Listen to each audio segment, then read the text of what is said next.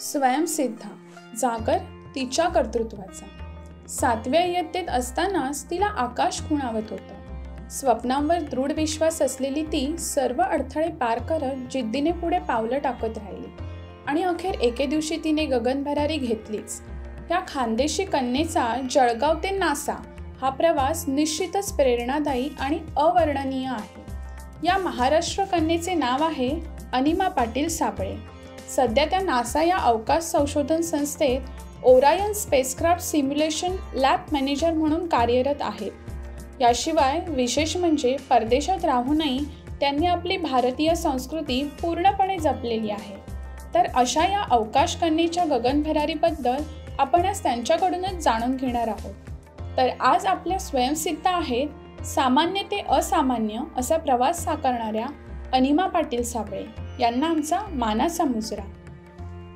नमस्कार, मी सुरभी जगदीश. फेसबुकच्या मालवणी स्वॅग या फेसबुक पेजच्या कार्यक्रमात तुमचं स्वागत. स्वयंसिद्धा हा नवरात्री निमित्ताचा खास कार्यक्रम जो आहे तो आयोजित करण्यात आलेला आहे आणि या स्वयंसिद्धा कार्यक्रमात आपण नवदुर्गांच्या विविध रूपांविषयी जी आहे ती आपण चर्चा करणार आणि विविध नवदुर्गांची आपण जी आहे ती चर्चा करणार आहोत. तर आज आपल्या सोबत जी नवदुर्गा आहे ती आभाळाला कवेत घेणारी जळगावची कन्या, आकाशाची स्वप्न सत्यात उतरवणारी आणि भावी अंतराळवीर. नक्कीच तुम्ही बरोबर ओळखलंय. आपल्यासोबत आहे आजची स्वयंसिद्धा जी आहे ती म्हणजे अनिमा पाटील साबळे मॅम. नमस्कार अनिमा मॅम, तुमचं स्वागत आमच्या या कार्यक्रमात. नमस्कार, मला इन्व्हाइट केल्याबद्दल धन्यवाद. Thank you. It's a pleasure to be here.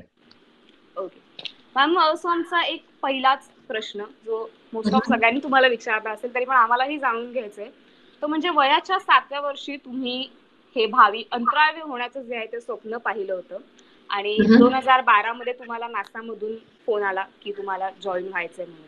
तर वयाच्या 7व्या वर्षी आणि हा जो प्रवास जो होता तो एकंदरीत कसा होता आणि ज्यावेळी तुम्हाला पहिला फोन आला नासा मधून की तुम्हाला जॉईन व्हायचंय तेव्हा एक्झॅक्टली तुमचे रिॲक्शन कसे होते, मनात काय भावना होत्या? ओके, तर हो, युअर राईट. बऱ्याच वेळा मी रिपीट केल्यासारखं वाटतं मला हे सगळं, but I am going to repeat it for you guys again. हो, वयाच्या 7व्या वर्षी सेंट जोसेफ्स कॉन्व्हेंट स्कूल होती माझी, हायस्कूल. तिथे शिकत असताना बुक एक्झिबिशन मध्ये मी ते पिक्चर्स बघितलेले. तेव्हापासून ते स्वप्न मनात घर करून बसलेलं. आणि मग while I was growing up, स्कूलमध्ये असताना कसं करायचं ते माहित नव्हतं, राईट. सो त्यावेळेस पुस्तकं हाच एक रिसोर्स होतं, सगळं नॉलेज आणि इन्फॉर्मेशनचं, न्यूजपेपर्स, मॅगझिन्स, आणि मला वाचनाची आवडही होती. तर मी पुस्तकं वाचत राहायचे आणि राकेश शर्मांविषयी माहिती मिळाली आणि ते फायटर पायलट होते म्हणून इंडियन एअरफोर्स मध्ये जॉईन होऊ शकले हे माहित झालं. मग मी ठरवलं आपणही फायटर पायलट होऊया. ऑफकोर्स इंडियन एअरफोर्स मध्ये तेव्हा फायटर पायलट स्त्रियांना घेत नव्हते, आता रिसेंटलीच घ्यायला लागते. पण आय वॉज होपफुल. एक पॉझिटिव्ह अप्रोच राहिलेला आहे नेहमी तेव्हापासूनच. तर मी विचार केला मे बी मी ग्रॅज्युएट होईपर्यंत ते घ्यायला लागतील ऍस्ट्रॉनॉट्स, पायलट्स म्हणून स्त्रियांना. तर म्हणून मी ठरवलं आपण करूया प्रयत्न. तर मी बॅचलर्स इन फिजिक्स केलं, कारण मी एअरफोर्सचं ऍप्लिकेशन आणलेलं. त्यात एक तर बॅचलर्स इन फिजिक्स किंवा बॅचलर्स इन इंजिनिअरिंग हवं. इंजिनिअरिंग आउट ऑफ स्कोप होतं, कारण वडिलांची कंडिशन होती की जळगावात राहूनच जे काय शिकायचं ते शिक. मग मला फिजिक्सची आवडही होती, मग मी फिजिक्स बॅचलर्स केलं. त्यातही मी ऍस्ट्रॉनॉमीचा माझा फायनल इयरचा प्रोजेक्ट ऍस्ट्रॉनॉमी मध्ये होता. इतकी मला आवड होती त्या विषयांची, सगळं एव्हरीथिंग स्पेस बेसिकली. तर ते डिस्टिंक्शनने पास झाले. आणि फिजिक्स करत असताना मी एनसीसी पण जॉईन केलं, नॅशनल कॅडेट कॉर्प्स. आता स्टेटस काय आहे एनसीसीची इंडियात मला माहित नाही, पण त्यावेळेस कॉलेजेसमध्ये एनसीसी होतं. सो मला स्वतःला सेल्फ डिसिप्लिन करायचं होतं आणि स्ट्रॉंग करायचं होतं फिजिकली, म्हणून मी एनसीसी जॉईन केलं. की आपल्याला जर इंडियन एअरफोर्स जॉईन करायचं आहे तो I need to do all these things to make myself. तो दररोज सकाळी पहाटे 5ला उठून बरेच माइल्स पळायला जाणं, अशा कॅम्प्सला जाणं, अशा बऱ्याच ऍक्टिव्हिटीज मध्ये मी इन्व्हॉल्व राहिले. सो आणि पप्पांचे क्लासेस होते, कोचिंग क्लासेस, त्यातही मी टीचिंग करायचे लहान मुलांना, 6th to 8th ग्रेडच्या स्टुडंट्सला, 5वी ते 10वीच्या मुलांना सायन्स, इंग्लिश आणि मॅथ्स शिकवायचे. सो असे आय वॉज ऑलवेज बिझी तेव्हा सुद्धा. आणि मग एअरफोर्सचं ऍप्लिकेशन आणलं बॅचलर्स झाल्यावर. त्यात पहिली कंडिशन अजूनही तेच होती की फक्त पुरुष अप्लाय करू शकतात. तर मी ठरवलं की आपण ती क्रायटेरिया इग्नोर करूया. मे बी आपण अप्लाय करून बघू, may be they will consider. पण दुसरी क्रायटेरिया होती की तुम्हाला परफेक्ट 2020 विजन हवी, तुमची दृष्टी परफेक्ट हवी. आणि मला हलक्याशा नंबरचा चष्मा होता तेव्हा. तर मग ती क्रायटेरिया मी काही इग्नोर करू शकले नाही. तर मी काही अप्लाय केलं नाही. खूप निराश झाले. तो समर अगदी रडण्यात गेला. आता मी काय करणार, इतकी सगळी मेहनत करत होते. मग पप्पांनी सजेस्ट केलं मास्टर्स इन कम्प्युटर ऍप्लिकेशन्स. हे उत्तर महाराष्ट्र विद्यापीठ जे आहे आमच्या जळगावमध्ये, तेव्हा इट वॉज लाईक 3 वर्षापूर्वी सुरू झालेलं. आणि मास्टर्स कम्प्युटर ऍप्लिकेशन्स हा 2 वर्ष जुना प्रोग्राम होता तिथे युनिव्हर्सिटीमध्ये. 30 सीट्स फक्त एंट्रन्स द्यावी लागली. I got into the programme आणि मग मी MCA केलं. MCA करत असतानाच लग्न झालं, नवऱ्याने प्रपोज केलं, तेव्हा लग्न झालं. आणि मग आम्ही दोघं मुंबईत आलो. मुंबईत 2 वर्ष जॉब केला. त्यानंतर दोघांना एकाच कंपनीच्या थ्रू US ला यायची संधी मिळाली. So we were very lucky, दोघांना एकाच कंपनी थ्रू यायला मिळाल्यामुळे. तर कॅलिफोर्नियामध्ये आलो, सॅन होजे कॅलिफोर्नियात. आणि तिथे जॉब करत होते, सेटल होत होतो. माझा मुलगाही मला झाला, 3 वर्षाचा होता तो. त्यावेळेस मी ठरवलं की I am going to do a masters in aerospace engineering. कारण मी स्पेस शटल्स लॉन्च होताना बघत होते, रेग्युलरली स्पेस शटल्स लॉन्च करत होते. आता या सगळ्या प्रोसेसमध्ये ते स्वप्न थोडं मागे पडून गेलेलं, पण ते मनातून कधी गेलंच नाही. तर म्हणून मी बघत स्पेस शटल्स लॉन्च होत आहेत, जवळ एक नासाचं सेंटर आहे घराच्या, ते माहीत पडल्यावर परत सगळं यायला लागलं की यु नो व्हॉट, जरी माझं आज वय 30 आहे तरी पण मला एक प्रयत्न करून बघायचा आहे की जेव्हा मी शेवटचा क्षण असेल माझा, तेव्हा मी समाधानाने जाईल की मी प्रयत्न तरी केला. मला नाही माहित माझा हा प्रवास कुठपर्यंत जाणार आहे, कारण वयाच्या 30व्या वर्षी सुरू केलाय, right? It's kind of already late. पण मी ठरवलं आणि मी masters in aerospace engineering admission घेतली. I got into the programme आणि मग MS केलं. मुलाला सांभाळून, फुल टाइम जॉब करून, आई वडिलांचा, नवऱ्याचा थोडासा विरोध होता, करू नाही शकणार एक सगळं बॅलन्स. पण मी त्यांना आपल्या ऍक्शन्सने प्रूव्ह करून दिलं की नाही, मी करेल आणि मी तुमची सगळ्यांची काळजी घेईल, तुम्ही सगळे माझी फर्स्ट प्रायोरिटी आहात. आणि असं करत मास्टर्स फिनिश केलं. दुसरा मुलगाही झाला मास्टर्स होईपर्यंत. आणि मग मी नासामध्ये अप्लाय करत राहिले. नासा, लॉकहीड मार्टिन, या सगळ्या एरोस्पेस कंपन्या होत्या तेव्हा तिथे सॅन फ्रान्सिस्को एरियामध्ये. पण US सिटीझन नव्हतं, नागरिकत्व नव्हतं अमेरिकेचं. आणि ते असणं फार जरुरी आहे. कोणत्याही देशाच्या एरोस्पेस आणि डिफेन्स प्रोग्राम मध्ये you need to be a citizen of that country. त्या देशाचे तुम्ही नागरिक असायला हवं, आणि मी नव्हते. म्हणून मग it was a long wait. परत खूप वेळ प्रयत्न करत राहिले, खूप वाट बघावी लागली. पण 2012 मध्ये मी अप्लाय करतच होते. 2012 मध्ये नासाच्या केपलर मिशनवर सिनियर प्रिन्सिपल सॉफ्टवेअर इंजिनियर म्हणून मला जॉब मिळाला. It was an engineering job. Okay, it was not astronaut related anything. Kepler mission म्हणजे आपण एक 2009 मध्ये नासाने मोठी स्कूल बस, जी अमेरिकेतली स्कूल बस असते तिच्या साईजची दुर्बीण लॉन्च केलेली, हे बघायला की अवकाशात पृथ्वीसारखे ग्रह आहेत का, सूर्यासारख्या ताऱ्यांभोवती पृथ्वीसारखे ग्रह आहेत का. कारण आपल्याला या प्रश्नाचं उत्तर हवंय, राईट, की आपल्यासारखी जीवसृष्टी दुसरीकडे आहे का, एलियन्स आहेत का. त्याच्यासाठी हा टेलिस्कोप लॉन्च केलेला. तर त्या टेलिस्कोपवर मला काम करायची संधी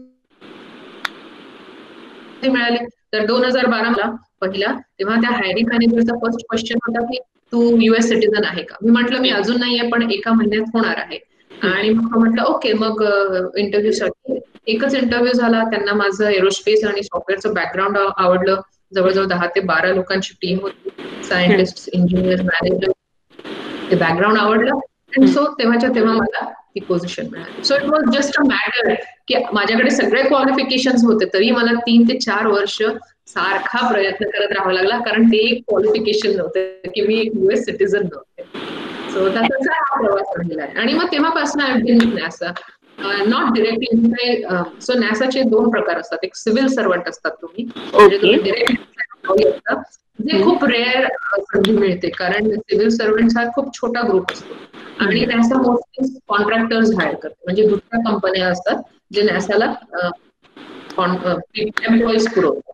so I been a contractor at NASA. आता सध्या सुद्धा मी ह्युस्टन मध्ये नासासाठी काम करते थ्रू जेकब्स.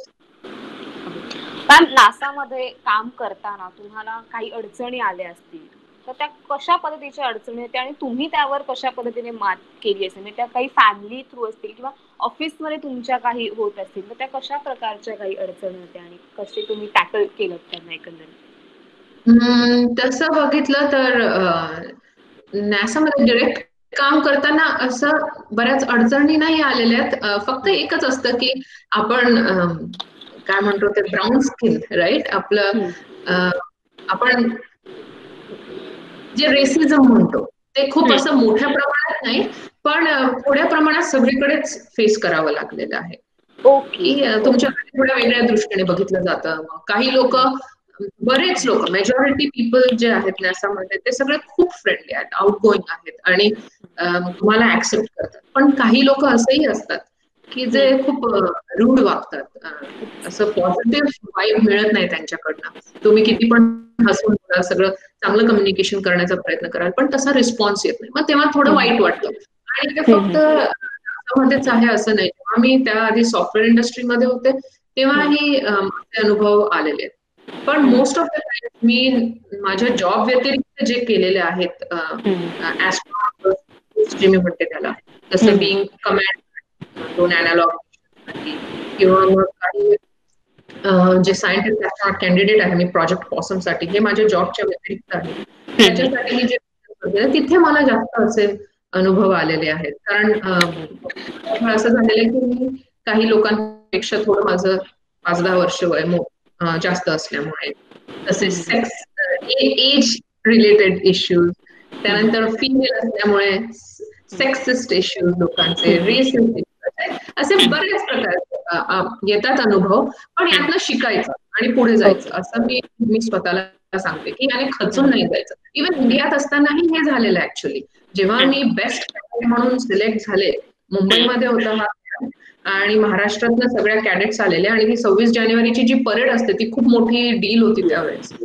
तर त्यासाठी मी बेस्ट कॅडेट म्हणून सिलेक्ट झाले. महाराष्ट्रातनं आम्ही 5-6 जणी होतो. आमच्यामध्ये कॉम्पिटिशन होती. सगळ्या IQ टेस्ट आणि बाकी सगळ्या टेस्ट मध्ये आय वॉज लिडरशिप कॅपॅबिलिटीज, या सगळ्या टेस्ट मध्ये मी लिडिंग होते. पण मुंबईची कॅडेट सिलेक्ट झाली कारण एव्हरीवन न्यू हर, ती उंच होती आणि ते खूप म्हणजे वॉज देअर कॅडेट, तर तिला प्रेफरन्स मिळालं. आणि दे वर ऑल्सो शॉक की इथपर्यंत you came, you were leading in everything आणि तरी तुझं सिलेक्शन झालं नाही. तर पार्शियालिटी जी असते तो अनुभव तेव्हा आला, अगदी त्या लहान वयात. आणि तेव्हा मी खूप शॉक होऊन गेले आणि तशीच एकटी परत आलेले रात्री जळगावला. And so I was in a really weird state of mind, कारण तो पहिला तसा अनुभव आलेला. आणि मग हळूहळू आय लर्न फ्रॉम दॅट की असंही होतं. You need to learn and you need to move on. You need to keep going. You can't give up.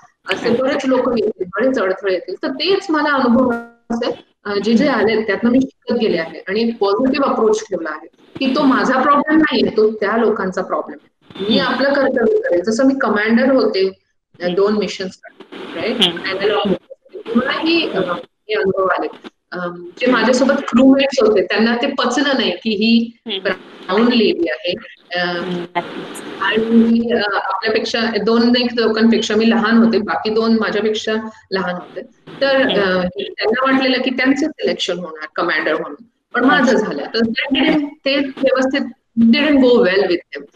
मग तेव्हा ते थोडा मला हार्ड टाइम दिला त्यांनी. मग तेव्हा मी पॉझिटिव्ह अप्रोचमुळे त्यावर मात करू शकले. आणि open communication is really important. जेव्हा आपण मार्सवर जाणार, मूनवर जाणार, 3-4 क्रूमेट्स किंवा 4 ते 5 क्रूमेट्सच असणार, तेव्हा अशी अंडरस्टँडिंग हवी, पॉझिटिव्ह ऍटिट्यूडचे सगळे लोक हवे आणि ओपन कम्युनिकेशन ठेवणारे हवे. कारण तिथे तुम्हाला मदत करायला कुणीच नाहीये, तुम्हीच एकमेकांसाठी आहात. आणि ह्या सगळ्या गोष्टी मी ह्या मिशन्स मध्ये शिकले आणि त्यातून घडत गेले काइंड ऑफ त्या क्वालिटीज डेव्हलप. ज्याच्यातून शिकायलाही तुम्हाला बऱ्यापैकी. एक्झॅक्टली. हो. ओके. अनिमा पाटील साबळे हे नाव म्हटलं की महाराष्ट्रात त्या पूर्ण देशभरात भावी अंतराळवीर हेच लोकांच्या तोंडात येतं. तर एकंदरीत तुम्ही फायटर पायलट म्हणूनही तुम्ही केलेलं आहे, तुम्ही भावी अंतराळवीर आम्हाला खात्री आहे तुम्ही होणारच आहात. तर यासाठी एकंदरीत कशा पद्धतीने तयारी करावी लागते? मग ती फिटनेसची असेल, मेंटल फिटनेसची असेल, तर ती कशा पद्धतीने एकंदरीत आपल्याला तयारी करावी लागते?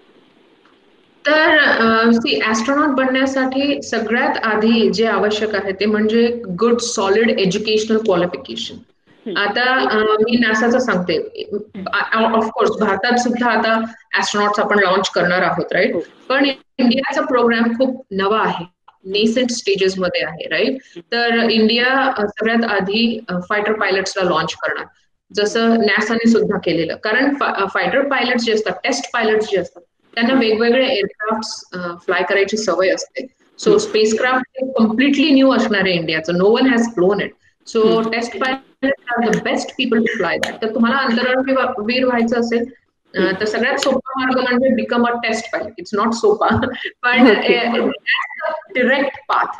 लाईक तुम्ही टेस्ट पायलट असाल आणि तुमच्याकडे भरपूर एज्युकेशनल क्वालिफिकेशन असतील तर ऑफकोर्स तुमची गॅरंटी तर कसलीच नाही ऍक्च्युली. ऍस्ट्रॉनॉट प्रोग्राम मध्ये इथे सुद्धा आता मी अप्लाय केलंय मार्च मध्ये, 12,000 लोकांनी अप्लाय केलंय. त्यातनं फक्त 10 ते 12 किंवा 14 ऍट द मोस्ट सिलेक्ट होतील.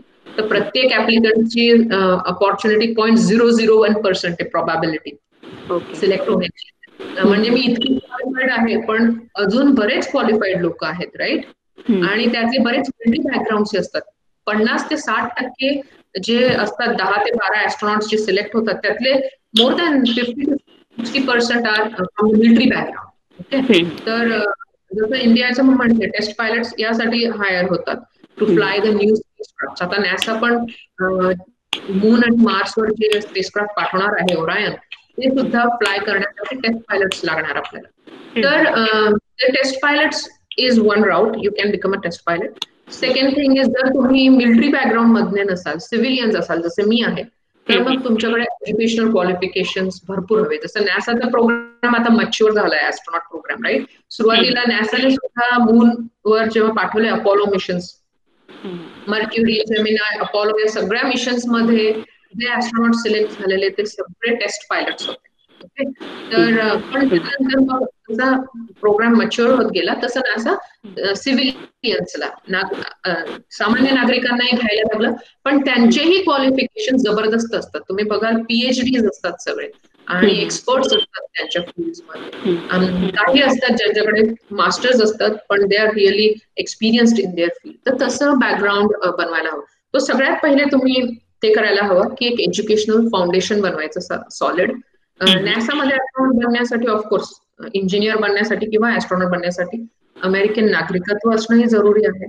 त्यानंतर मग फिजिकली फिट असणं जरुरी आहे. आता मी सुद्धा प्रयत्न करत असते रनिंग, स्विमिंग, बायकिंग अशा प्रकारचे एक्सरसाइजेस करण्याचा. कारण I am not getting any younger, right. आता ऑलरेडी माझं वय इतकं झालंय, मला माहिती आहे की माझे चान्सेस हळूहळू कमी होत जात आहेत. पण तरी स्वतःला फिजिकली फिट ठेवेल तर अपॉर्च्युनिटीज असतील. आता मी नॅसामध्ये इथे व्हॉलंटिअरी ह्युमन टेस्ट सब्जेक्ट आहे, म्हणजे जे स्टडीज होतात त्याच्यासाठी एक मी टेस्ट सब्जेक्ट आहे. त्याच्यासाठी मला पूर्ण फिजिकल एक्झाम करावं लागतं. फ्रॉम आयज, इयर्स सगळं चेक केलं जातं. सो म्हणून फिजिकली फिट असणं फार जरुरी आहे. आणि मग मेंटली तर तुमचं एक पॉझिटिव्ह अप्रोच असणं, मेंटली स्ट्रॉंग असणं पण जरुरी आहे. त्यासाठी तयारी नाही, फक्त आपल्या रोजच्या अनुभवातनं शिकायचं आणि strong. That's the only thing. So या these are the kind of things जे तुम्ही करू शकतात. आणि मग पायलट स्किल्स असणे is an additional advantage. Pilot असणं, स्कूबा सर्टिफिकेशन असणं, हे ऍडव्हान्टेजेस आहेत टू बिकम अन ऍस्ट्रॉनॉट. पण तुमचं फेसबुक पेज आहे आणि ज्यांना असं अंतराळवीर बनायचंय किंवा नासामध्ये काम करायचंय असे खूप विद्यार्थी असतील, तुम्हाला प्रश्नही करत असतील ते, तर त्यांना तुम्ही कशा पद्धतीने मार्गदर्शन करता? म्हणजे त्यांना बरेच प्रश्न कॉमन असतात, पॅटर्न असतं की माझी अशी मास्टर्स डिग्री झाली आहे, मला पण नॅसात काम करायचं किंवा ऍस्ट्रॉनॉट बनायचं. तर मी एक पब्लिक पेज तर आहेच माझं फेसबुकचं, पण एक वेबसाईटही बनवलेली आहे animapatilsable.com आणि त्याच्यावर मी एक आन्सरिंग युअर क्वेश्चन्स असं एक पेज सेक्शन बनवलंय. तिथे मी अशा प्रश्नांची उत्तरं दिलीत की नासामध्ये काम करण्यासाठी काय करावं लागणार, ऍस्ट्रॉनॉट बनण्यासाठी काय करावं लागणार. अपडेट केलेलं नाहीये मी, पण बरीच अप टू डेट इन्फॉर्मेशन तिथे आहे. मी सगळ्यांना मोस्टली तिकडे पाठवते, तुम्ही ही लिंक चेक करा. आणि मग स्पेसिफिक क्वेश्चन्स असले तर जसा वेळ मिळेल तसं मी उत्तर देण्याचा प्रयत्न करते. बट भरपूर प्रश्न असतात, सो मोस्ट असं असंही होतं की I can't get to all of them sometimes, पण जसं वेळ मिळतो मी तसं नेहमी प्रयत्न करत असते. आणि माझ्या फेसबुक पेजवरही मी बऱ्याच वेळा आर्टिकल्स पोस्ट करत असते. नासा ऍस्ट्रॉनॉट्स जे आहेत त्यांचेही आर्टिकल्स पोस्ट केलेत की ऍस्ट्रॉनॉट बनण्यासाठी काय करावं लागतं. काही ऍस्ट्रॉनॉट्सने तर तब्बल 4 ते 5 वेळा अप्लाय केलंय आणि मग त्यांचं सिलेक्शन झालंय. तर ते कसं त्यांनी हँडल केलंय, कसं गिव्हअप नाही केलंय कधीच, ते सगळं आय कीप पोस्टिंग पब्लिक पेजवर. मॅम, महिला म्हटलं की 2 भूमिका येतात, एक म्हणजे पर्सनल आणि एक म्हणजे प्रोफेशनल. आपल्याला घरही बघावं लागतं आणि तुम्हाला प्रोफेशनल लाईफ. तर ती दुहेरी भूमिका तुम्ही कशा पद्धतीने निभावता एकंदरीत, घर सांभाळणं आणि हे काम? आय थिंक आज प्रत्येक स्त्री एक सुपर वुमन आहे, राईट? प्रत्येक स्त्री घरही सांभाळते आणि प्रोफेशनल लाईफही सांभाळते, करिअरही सांभाळते. तर माझा अप्रोच असा राहिला आहे, जसं मी सांगितलं, जेव्हा मी सेकंड मास्टर्स करायचं ठरवलं एरोस्पेस इंजिनिअरिंग मध्ये, तेव्हा फॅमिलीचा थोडा विरोध होता. पण माझा अप्रोच असा आहे की त्यांच्या विरोधात जाऊन त्यांना दुखवून नाही करायचं, सगळ्यांना आपल्या सोबत घेऊन पुढे चालत आहे आणि ते आपल्या ऍक्शन्स थ्रू दाखवायचं. आपल्याला स्त्रियांना नेहमी स्वतःला फार खेचावं लागतं मग त्यासाठी, राईट? ओव्हरबोर्ड जावं लागतं आणि त्यात मी शिकतही होते आणि लहान मुलंही होते. तर इट वॉज चॅलेंजिंग. रात्री लेट जागून मग मी अभ्यास करायचे, दिवसा शक्यच नव्हतं, दिवसा जॉब होता, मुलांचे सगळे सांभाळणं, त्यांच्या स्कूल्स, त्यांचं स्काउटिंग. मी त्यांच्या स्काउटिंग मध्येही भरपूर इन्व्हॉल्ड आहे. मी त्यांच्या स्काउट ग्रुपची असिस्टंट स्काउट मास्टर आहे, त्यांच्यासोबत कॅम्प्सला जात असते. तर इट्स चॅलेंजिंग, पण यासाठी एक ऍटिट्यूड असणं जरुरी आहे की हार्ड वर्किंग. तुम्ही जर लेझी असाल, आळशी असाल, तर हे सगळे शक्य नाहीये, right?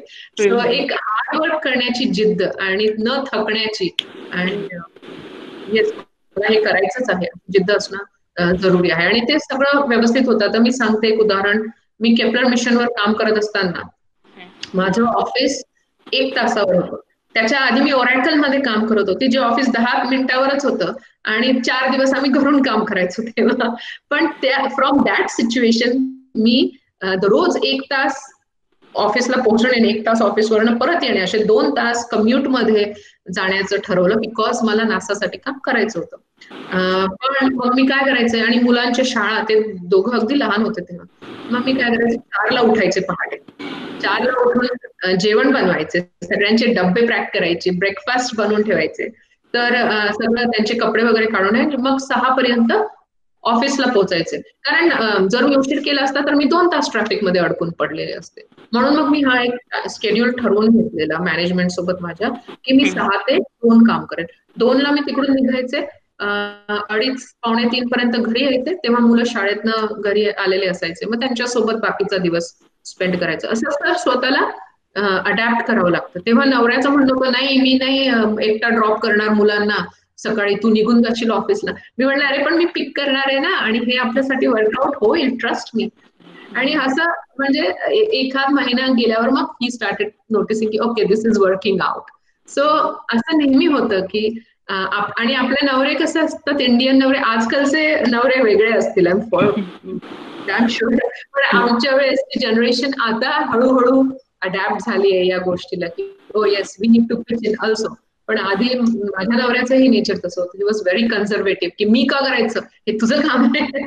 But now he is come around. So प्रेमाने समजून, सगळ्यांना प्रेमाने हँडल करून, we have to take them along with us. And that is also आपल्या स्त्रियांची तीही एक शक्ती आहे की आपण तेही करू शकतो. So yes, balancing it all smartly आणि with a very positive approach फार आवश्यक आहे. कारण तुमचं क्षेत्र जर आपण बघितलं तर एक संशोधन किंवा हे अंतराळ, याच्यात आपण पुढच्या 25 वर्षात आपण महिलांचं स्थान कसं असेल एक, आणि तुमच्या दृष्टीने ते कसं असलं पाहिजे एकंदरीत तुमच्या क्षेत्रात? तर महिलांचं स्थान आज बरंच इम्प्रूव्ह झालेलं आहे कम्पेअर्ड टू आता मागची 10 वर्ष विल लुक, राईट? आणि भरपूर महिला या फील्डमध्ये येत आहेत. ऍक्च्युली इथे US मध्ये मुलींना, लहान मुलींना स्टेम, सायन्स, टेक्नॉलॉजी, इंजिनिअरिंग आणि मॅथ या क्षेत्रांमध्ये एनकरेज करणं फार म्हणजे त्याला फार पुढाकार घेतला जातोय, त्याला मोटिवेट केलं जातं की मुलींना मोटिवेट करा, join in the stem field. आणि मी नासा साठी स्टेम मेंटर सुद्धा आहे मुलींसाठी. आता नेक्स्ट वीक आहे एक टॉक, विमेन इन स्टेम, म्हणून मी एक वुमन आहे right who is working in STEM. तर मला एका स्कूलच्या मुलींसाठी प्रेझेंटेशन करायचं आहे टू मोटिवेट देम. सो आणि इंडियामध्ये सुद्धा मी बघते की बऱ्याच मुली इंजिनिअरिंग मध्ये आहेत आज. सो इंडियामध्ये तर प्रश्नच नाही, मुलींना एनकरेज केलं जात आहे आणि पॅरेंट्स सुद्धा मला विचारतात आमच्या मुलीला हे करायचं ते करायचं तर कसं. So it's good to see की आज मुलींना फार एनकरेज केलं जात आहे. आता मी जेव्हा MCA करत होते तेव्हा असे प्रश्न विचारले जात होते की हिला इतकं शिकवून काय करायचंय, हिला घरी बसून मुलंच रेस करायचे लग्न करून. तर तेव्हापासून आपण आज या स्टेज पर्यंत आलोय की आज पॅरेंट्स मुलींना इंजिनिअरिंग मध्ये मेडिकल फील्ड मध्ये सगळीकडेच एनकरेज करतात. तर मला वाटतं नेक्स्ट 25 years मध्ये we will have more women engineers. आणि इथे नासामध्ये सुद्धा चांगल्या टॉप पोझिशन्सवर आज स्त्रियांना प्रमोट केलं जात आहे. सो ते दिसणार आहे आपल्याला की स्त्रियांची जी प्रगती आहे तिथपर्यंत we are going to get there. आणि होपफुली हे जे डिस्क्रिमिनेशन आहे, हे जे पे लेवल्स मध्ये डिफरन्स आहे, हे सगळं हळूहळू बंद पडेल त्या 25 वर्षांमध्ये. सो सध्या आपण बघतोय संपूर्ण जगातच कोरोना आहे, कोरोनाने सगळीकडे धुमाकूळ घातलाय. तुमच्या नासाच्या म्हणजे कामावरती याचा काही परिणाम झालाय का, आणि सध्या तुम्ही कोणत्या प्रोजेक्टवर काम करताय या काळ, आणि ते कसं आहे, म्हणजे तुम्हाला ही वर्क फ्रॉम होम आहे लाईक आमच्यासारखं तुम्हालाही आहे की तुम्हालाही ऑफिसमध्ये जाऊन काम करावं लागतंय? तर सो नासामध्ये कसं आहे, everything of course NASA is a leading space organisation right. तर सगळं एकदम स्मार्टली हँडल केलं जाणार आणि that's how it's been happening. March मध्येच जेव्हा हे सगळं सुरू झालं तेव्हापासूनच आम्ही मिड मार्च पासून सगळे टेलिवर्क करायला लागलो. सगळ्यांना रिमोट वर्क करायला कंपल्सरी मॅन्डेटरी केलं गेलं. आणि पण असे मिशन सुरू होते ज्यात ऍस्ट्रॉनॉट्स इंटरनॅशनल स्पेस स्टेशनवर आहेत राईट, ते पृथ्वीच्या भोवती ऑर्बिट करतात. तर त्यांना कोणीतरी सपोर्ट करायला हवं. तर जे मिशन क्रिटिकल लोक आहेत जे त्यांना सपोर्ट करतात ते मिशन कंट्रोल सेंटरमध्ये काम करतात. तर त्यांना फक्त अलाउड होतं ऑनसाईट जाणं, नासा स्पेस सेंटरमध्ये, जॉन्सन स्पेस सेंटरमध्ये ऑनसाईट जाणं. आणि आता जरा मागच्या 1 महिन्यापासून हळूहळू नासा एम्प्लॉईज साठी ओपन करते. कारण काही एम्प्लॉईज असे आहेत ज्यांचं जे हार्डवेअर आहे ते लॅबमध्येच आहे, they can't take it home. तर ते तसं काम नाही करू शकत, म्हणून मग त्यांना तिथे जायला परवानगी दिली गेली आहे. पण सगळे प्रिकॉशन्स घेऊन आणि ते टेस्टिंग वगैरे करून आणि मग लॅब्स मध्ये सुद्धा एक डिस्टन्स मेंटेन करून. आताच आमची मागच्या वीकमध्ये मीटिंग झाली. मी जी ही लॅब मॅनेज करते आहे, तर आमचे मोठमोठे सर्व्हर्स आहेत तिथे राईट. आणि भरपूर लोक असे तिथे एंटर करत नसतात all the time. So it's a safe environment. पण तरीही आम्हाला इन्स्ट्रक्शन्स दिले गेले आहेत, कारण आता आम्हाला परमिशन मिळाली, you can go back on site. आतापर्यंत आम्हाला परमिशन घ्यावी लागायची की मला जायचंय, तर मग मॅनेजमेंट कडून अप्रुव्हल मिळवावं लागायचं. पण आता without permission we can go. पण तरीही प्रिकॉशन्स ची लिस्ट आम्ही लावली आहे आमच्या लॅबच्या बाहेर की if you are coming in the lab this is what you need to do. So पण मोस्ट ऑफ द टाइम्स माझं वर्क, माझ्या टीमचं वर्क रिमोट होऊ शकतं, कारण आम्ही सिम्युलेशन लॅब आहोत राईट, सॉफ्टवेअर सिम्युलेशन. तर मी अजूनही घरून काम करते आणि 2 वेळा मी ऑफिसला गेले. एकदा आता रिसेंटली हरिकेन लॉरा आलेला इथे, तर हरिकेन लॉरा आला तेव्हा आमच्यावर इम्पॅक्ट होणार असं वाटलेलं. सो सगळं लॅब शटडाऊन करायचं होतं, कारण जर फ्लड झाला तर प्रॉब्लेम नको, म्हणून मग लॅब शटडाऊन करायला मी आणि माझे कलिग गेलेलो. बट नासाचे मिशन्स तर जोरात सुरू आहेत. नासाचं पेज जर तुम्ही फॉलो करता तर यू विल सी SpaceXचं डेमो 1 मिशन झालं, ज्यात बॉब अँड डग ते वेंट टू स्पेस स्टेशन. तर पहिल्या वेळेस this was a first in the world की आपण एक कमर्शियल स्पेसक्राफ्ट लॉन्च केली इंटरनॅशनल स्पेस स्टेशन. आणि आता त्यांची ती डेमो फ्लाईट होती, टेस्ट फ्लाईट होती. आता एक ऍक्च्युअल फ्लाईट सुरू होणार. या फ्लाईट पासून नेक्स्ट कमर्शियल स्पेस फ्लाईट सुरू होणार नासाच्या ऍस्ट्रॉनॉटसाठी. तर ती नोव्हेंबरमध्ये येते, नोव्हेंबरच्या फर्स्ट वीक मध्ये. सो त्याचे प्रिपेरेशन सुरू आहे. सो नासाचे कामं व्यवस्थित सुरू आहेत. Everyone is being really careful, precocious. गरज असेल तरच go on site. Otherwise, if you can work remotely, do that. So so it's been very flexible and it's been very helpful. अच्छा मॅम, एक प्रश्न की तुम्हाला जर इस्रो मध्ये काम करायची संधी मिळाली तर तुम्हाला आवडेल का? नक्कीच आवडेल, पण कशा पद्धतीने म्हणजे? ऑफकोर्स नक्कीच आवडेल. आणि मला हा प्रश्न बऱ्याच वेळा विचारला जातो की इस्रोसाठी का नाही काम करत, नासासाठी का? तर इस्रोमध्ये आता कुठे ह्युमन स्पेस फ्लाईट प्रोग्राम सुरू झालाय, राईट? येस. माझा इंटरेस्ट ह्युमन स्पेस फ्लाईट राहिलेला. आतापर्यंत इस्रो सॅटेलाइट्स लॉन्च करत होतं, रॉकेट्स लॉन्च करत होतं, पण तो माझा एरिया ऑफ इंटरेस्ट नव्हता. मी human space flight has been my interest, आणि म्हणून मी इथपर्यंत पोहोचले. आता आज जर संधी मिळाली तर I will definitely love to be a part. Actually मला वाटत होतं की maybe I have a chance first गगननॉट्स जे आहेत त्यांच्यात एक व्हायचा, आणि मी प्रयत्नही केला, पण माझ्या प्रयत्नांना काही यश मिळालं नाही, कारण त्यांनी टेस्ट पायलट्स हायर केले सगळे, अँड विच इज अंडरस्टँडेबल. पण मला कंट्रीब्युट करायला आवडेल इस्रोच्या ह्युमन स्पेस फ्लाईट प्रोग्रामला. सो लेट्स सी होतं का तसं. ओके मॅम, तुम्ही तिथे राहूनही आपल्या देशाची, भारत देशाची संस्कृतीचा वारसा जपताय असं आम्ही ऐकलं, तर तो एकंदरीत कशा पद्धतीने म्हणजे? तर मला येस, आय थिंक जसं मी नेहमी म्हणते की आम्ही इंडियन्स जे अब्रॉड राहतो ते देशापासून इतके लांब असतात, जन्मभूमीपासून, तर जास्त ओढ असते, राईट? आणि आम्ही जास्त इंडियन आहोत असं वाटतं. No no offence, just kidding. पण हो, मला खरंच आवडतं आपलं जे कल्चर आहे.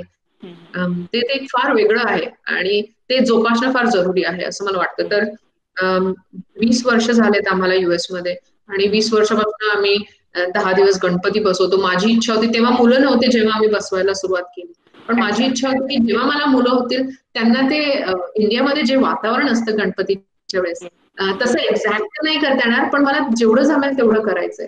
म्हणून इतक्या वर्षांमध्ये आता ते लहानपणापासून बघत आले. ऍक्च्युली त्यांनी आता ह्युस्टनला आलो आम्ही यावर्षी, कोविडमुळे काही करता नाही आलं, तर first time they were saying, "oh, we are missing all that fun that we have during Ganpati." एक दिवस त्या 10 दिवसांमधनं मी फ्रेंड्सला बोलवते. कॅलिफोर्नियामध्ये होतो तेव्हा 150 ते 200 लोक जमायचे आमच्या गणपतीच्या आरती आणि सत्यनारायणाची पूजाही मी करायचे, जेवणही बनवायचे एवढ्या लोकांसाठी तेव्हा. आणि माझ्या ओळखी यामुळे झाल्या कारण मी जे आमचं इंडियन इंडिपेंडन्स डे सेलिब्रेशन असायचं आणि दिवाळी सेलिब्रेशन असायचे, त्यांच्यासाठी मी मुलांना गाणे शिकवणे, डान्सेस कोरिओग्राफ करून बसवणे आणि मुलांना शिकवणे, आणि माझ्यासारख्या ज्या फ्रेंड्स होत्या माझ्या त्यांना जमून त्यांच्यासोबत परफॉर्म करणे. तर हे सगळं करायचं. Regional folk dances kind of असं माझं नेहमी थीम असायचं, त्यामुळे माझ्या भरपूर ओळखी झाले. So this is one way. गुढीपाडवाही मी दरवर्षी हौशेने सेलिब्रेट करते, सो दॅट मुलांना माहित असायला हवं what is Gudi, what is Gudi Padwa. आणि मग नासामध्ये तिथे मी कॅलिफोर्नियात असताना कल्चरल डिव्हर्सिटी इव्हेंट असायचा, तर त्यातही मी आपला इंडियन स्टॉल सेटअप केलेला. So it was very colourful. Me costumes, dresses आणायचे, त्यानंतर गणपती, नटराज यांच्या मूर्ती, काही स्टुडंट्सनी छान पोस्टर्स बनवलेले इन्फॉर्मेशन अबाउट इंडिया, ते सेटअप करायचे, इंडियाचा फ्लॅग मागे लावायचे, तर लोकांना खूप अट्रॅक्टिव्ह वाटायचं. आणि स्नॅक्सही ठेवायचे त्यांना, काजू कतली, चकली वगैरे असे. तर ते आपला जो स्टॉल असायचा तो एकदम पॉप्युलर असायचा की आणि ते यायचे आणि खूप प्रश्न विचारायचे. So it was fun. So I like sharing about our culture, आणि that's how I'm keeping it alive here. आता इथेही मी आमच्या स्ट्रीटवर इथे ह्युस्टन मध्ये आता आम्ही जस्ट 1 वर्षही नाही झाला आम्हाला इथे येऊन, आणि बरेच जे नेबर्स आहेत त्यांच्यासोबतही मी ग्रुप फॉर्म करणार आहे, त्यांना इंडियन डान्सेस शिकवणार आहे. ओके, म्हणजे तर लोकांचाही प्रतिसाद त्या ठिकाणी मिळतोय म्हणजे तुमच्या. ऍक्च्युली मी हेरा मिशनवर कमांडर होते, राईट? 2015 मध्ये ह्युमन एक्सप्लोरेशन रिसर्च अॅनालॉग, म्हणजे आपण अवकाशात कसे राहणार, कसे काम करणार हे बघायचं आहे, तर त्याच्याविषयी हे मिशन होते. तर त्याच्यासाठी आम्हाला सगळ्यांना सांगितलं गेलेलं की तुम्हाला वेकअप ट्यून काय हवे, म्हणजे ते दररोज ते सकाळी पहाटे एका क्रू मेंबरचं सिलेक्ट केलेली म्युझिक वाजवायचे. अच्छा. वेकअप अलार्म, राईट, की तुम्हाला जागवण्यासाठी वेकअप अलार्म म्हणून. तर मी काय केलं असणार सिलेक्ट, गायत्री मंत्र, कारण मला घरी सकाळी गायत्री मंत्र लावून कामाला सुरुवात करायची. सवय आहे. तर ते छान वाटतं त्या हॅबिटॅट मध्ये गायत्री मंत्र सुरू झालं की एक स्माईल यायची चेहऱ्यावर. सो दॅट इज मी जेव्हा स्पेस मध्ये जाईल तेव्हाही गणपतीची मूर्ती घेऊन जाईल, इंडियन म्युझिक लावेल. It will be fun. Actually अनेकांच्या मनात प्रश्न असतो की अनिमा मॅम भावी अंतराळवीर आहेत, त्यांना काय काय वेगवेगळे अजून छंद आहेत तुमचे? एक शॉर्ट मध्ये एक छोटसे. बरेच छंद आहे, मोठी लिस्ट आहे माझी. मी लहानपणापासून ऍक्च्युली स्कूलमध्ये सिंगिंग आणि डान्सिंग मध्ये भरपूर इन्व्हॉल्ड आहे. I am not a train singer और डान्सर, ती संधी कधी मिळाली नाही. अमॅच्युअर आहे, पण मला आवड आहे गाण्याची, डान्सची. त्यानंतर रीडिंग, कुकिंग हे पण एक माझं खूप हॉबी. हो, ऍक्च्युली मी मार्स डेझर्ट रिसर्च स्टेशन म्हणून जो मार्स अॅनालॉग केला 2018 मध्ये, ज्यासाठी पण मी कमांडर होते, तेव्हा मी कुकिंगचे बरेच प्रयोग केले. कारण त्या हॅबिटॅट मध्ये आम्हाला डिहायड्रेटेड म्हणजे ड्राय केलेलं, पाणी काढून घेतलेले भाज्या दिलेल्या, टमाटे, कोबी, ब्रोकोली, सगळं डिहायड्रेटेड. आणि मग ग्रीन हाऊस होतं ज्याच्यामध्ये फ्रेश भाज्या पण उगत, म्हणजे हर्ब्स आणि लाईक टमॅटोज, हर्ब्स असे होते, फ्रुट्स होते. तर ते सगळं घेऊन आणि थोडेफार स्पाइसेस दिले गेलेले, कारण मार्सवर राहतोय ना, तर मार्सवर आपण जेवण बनवू शकणार. बाहेर कसं हँडल करू आपण ते माहित पडल्यावर will be able to start cooking. तर ते मार्सवर मग मी कुक करत होते हे सगळ्या वेगवेगळ्या पदार्थांना वापरून. तर क्रू मेंबर्सला भरपूर आवडलं. ते म्हटले की we got really good food. Banana walnut bread बनवला मी एक वेळ, त्यानंतर पिझ्झा बनवले, त्यानंतर रोटी आणि छोले बनवले, मेक्सिकन फूड सुद्धा बनवलं. खूप प्रयोग केले. मला कुकिंगची फार हौस आहे. That is also one of my hobbies. भरपूर हॉबीज. ओके मॅम, शेवटचा प्रश्न. तुमच्यासारख्या अनेक मुली आहेत ज्या तुम्हाला रोल मॉडेल मानतात. बऱ्याच मुली आहेत म्हणजे तुम्हाला रोल मॉडेल बनतात, ज्यांना तुमच्यासारखं बनायचंय, किंवा इतरही आहेत ज्यांना खूप आयुष्यात पुढे जायचंय. त्यांना काय एक संदेश द्याल तुम्ही? त्यांना मी हाच संदेश देईल की ड्रीम बिग, मोठी स्वप्न बघा, पण मेहनत करायला खचू नका. तयार राहा मेहनत करायला. आणि खूप अडचणी येतील, अडथळे येतील, पण नेव्हर गिव्ह अप, बी पर्सिस्टंट. ती एक जिद्द ठेवा आणि एक पॉझिटिव्ह अप्रोच ठेवा आणि ओव्हरकम करा त्या चॅलेंजेसला, त्या हर्डल्सला, पण गिव्ह अप करू नका. तुमच्या भोवती जेवढे लोक आहेत एक सपोर्ट सिस्टम बनवा. हो, तुमच्यावर प्रश्न उठवले जातील, तुम्हाला विचारलं जाईल कशाला करायचंय, काय गरज आहे, असं निगेटिव्ह बोलत राहतील लोक, पुल डाऊन करण्याचा प्रयत्न करतील, पण तुम्ही खचून जाऊ नका. तुमचा स्वतःवर विश्वास असला आणि तुम्ही ऍज लॉंग एज कुणाला दुखवणार नाही, सगळ्यांना सोबत घेऊन चला, तर तुम्हाला यश नक्की प्राप्त होईल. So be persistent, be hard working, have a positive approach and take everyone along with you. आणि एक गोष्ट मला क्लॅरिफाय करायची आहे, मी भावी अंतराळवीर होणार की नाही मला माहित नाहीये. सो माझे प्रयत्न सुरू आहेत. हो, मी सायंटिस्ट ऍस्ट्रॉनॉट कॅन्डिडेट आहे, पण ते नासासाठी नाही, ते कमर्शियल स्पेस रिसर्च प्रोग्राम साठी आहे. नासा अंतराळवीर होण्याची माझी इच्छा आहे, किंवा इस्रोसाठी सुद्धा अंतराळवीर होण्याची इच्छा आहे, पण ते प्रयत्न सुरू आहेत. मी अजून तिथपर्यंत पोहोचली नाही आहे. तुमच्या सपोर्टने, आशीर्वादांनी hopefully I'll get there, but there's no guarantees, okay? So don't want to spread out any false information. I'm सध्याही एका इंजिनिअरिंगच्या रोलमध्ये आहे आणि प्रयत्न करते आहे. पण हे लक्षात ठेवा, ऍस्ट्रॉनॉट बनणं हे फार इम्पॉसिबल काइंड ऑफ गोष्ट आहे. Almost it's a dream that's really impossible. जसं मी म्हटले 0.001% चान्स असतो. बरेच नासा ऍस्ट्रॉनॉट्सने 4-4, 5-5 वेळा प्रयत्न केलाय. मला फार उशिरा संधी मिळाली आहे. हीच संधी मला 10-15 वर्षांपूर्वी मिळाली असती तर कदाचित मी आज म्हणू शकले असते की मी आज ऍस्ट्रॉनॉट आहे. पण उशिरा संधी मिळवूनही मी प्रयत्न करते आहे. लेट्स सी हाऊ फार I get. Let's see how. तुमच्या प्रयत्नांना नक्की यश मिळेल. आमची सगळ्यांची खात्री आहे, फक्त महाराष्ट्रच नाही तर संपूर्ण देशाची खात्री आहे की तुमच्या प्रयत्नांना यश मिळेल. थँक्यू सो मच तुमचा मोलाचा इतका वेळ आम्हाला दिल्याबद्दल आणि तुमचा एकंदरीत प्रवास आणि तुमच्याबद्दलची माहिती जी आहे ती आम्हाला सांगितल्याबद्दल. तर आपण बघितलं अनिमा पाटील मॅमनी एकंदरीत त्यांचा प्रवास आपल्याला सांगितला, कशा त्यांच्या आयुष्यात त्यांच्या अडचणी आल्या, त्यावर त्यांनी कशा पद्धतीने मात केलेली. Thank you so much Anima ma'am. Thank you for having me. अनेक धन्यवाद अँड हॅपी नवरात्री. सगळ्यांना नवरात्रीच्या अनेक शुभेच्छा. आणि आता उद्या दसरा आलाय, so happy Dussehra in advance. Thank you so much. Much. Was a pleasure. Bye.